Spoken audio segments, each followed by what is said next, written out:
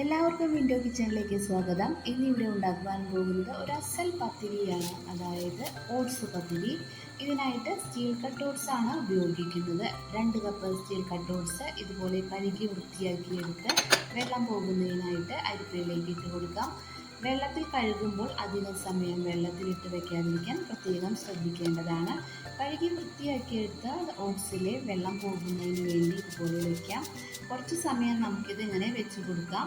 അതിനുശേഷം ഒരു പാൻ അടുപ്പത്തേക്ക് വെച്ച് നമുക്ക് അത് ചൂടാകുമ്പോൾ അതിലേക്ക് ഈ ഓട്സ് പാനിലേക്ക് ഇട്ട് കൊടുത്ത് ലോ ഫ്ലെയിമിൽ ഇതുപോലെ തുടരെ ഇളക്കി കൊടുത്തുകൊണ്ടേയിരിക്കാം.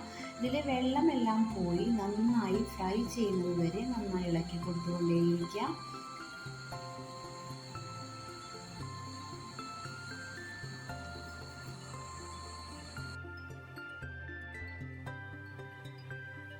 ലോ ഫ്ലെയിമിലിട്ട് നമ്മളിത് ഇടയ്ക്കിടെ ഇളക്കി കൊടുക്കാനായിട്ട് പ്രത്യേകം ശ്രദ്ധിക്കണം. ഇതുപോലെ നന്നായി ഇളക്കി കൊടുത്തുകൊണ്ടേയിരിക്കുക. ഇപ്പം നമ്മുടെ ഓട്സ് നന്നായി ഫ്രൈ ആയി വന്നിട്ടുണ്ട്. ഇതുപോലെ നന്നായി ഫ്രൈ ആയതിനു ശേഷം നമുക്ക് ഫ്ലെയിം ഓഫ് ചെയ്യാം. ഫ്ലെയിം ഓഫ് ചെയ്തതിന് ശേഷം ഇത് തണുക്കാനായി മാറ്റി വയ്ക്കാം. നന്നായി തണുത്തതിന് ശേഷം നമുക്കൊരു മിക്സിയിലെ ജാറിലേക്ക് സ്റ്റീൽ കട്ട് ഓട്സ് ഇതുപോലെ ഇട്ട് കൊടുത്ത് നന്നായി പൊടിച്ചെടുക്കണം. നമ്മൾ പത്തിരിക്കൊക്കെ പൊടിക്കുന്ന പോലെ തന്നെ നന്നായി പൊടിക്കാനായിട്ട് പ്രത്യേകം ശ്രദ്ധിക്കുക.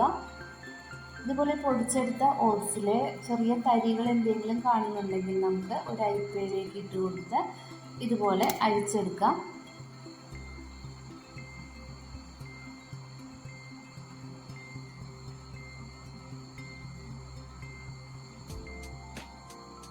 അരിച്ചെടുത്ത ഈ ഓട്സിൻ്റെ പൊടിയിലേക്ക് നമുക്ക് 3/4 കപ്പ് ഗോതമ്പ് പൊടി കൂടെ ചേർത്ത് കൊടുക്കാം.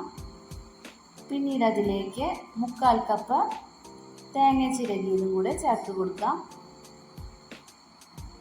2 ചെറിയ ഉള്ളി ചെറുതായി അരിഞ്ഞത് ഇതുപോലെ അരിഞ്ഞത് ഇതിലേക്ക് ചേർത്ത് കൊടുക്കാം.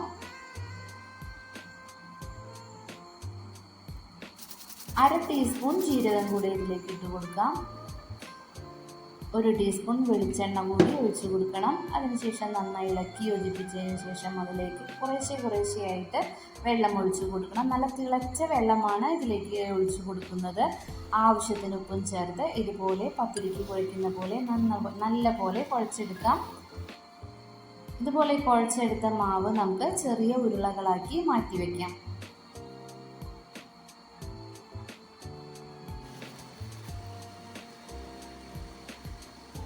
ഈ ഉരുളകൾ ഒരു പത്തിരി പ്രസ്സിലോ ചപ്പാത്തി പലകയിലോ ഒഴിച്ച് നന്നായി വട്ടത്തിൽ പരത്തിയെടുക്കാം.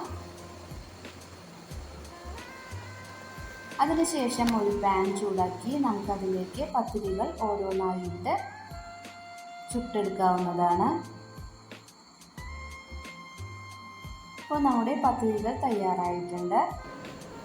ഈ ഓട്സ് പത്തിരിയോടൊപ്പം നമുക്ക് ചിക്കൻ കറിയോ കടലക്കറിയോ ഏത് വെജിറ്റബിൾ കറി വേണമെങ്കിലും ഉപയോഗിക്കാവുന്നതാണ്.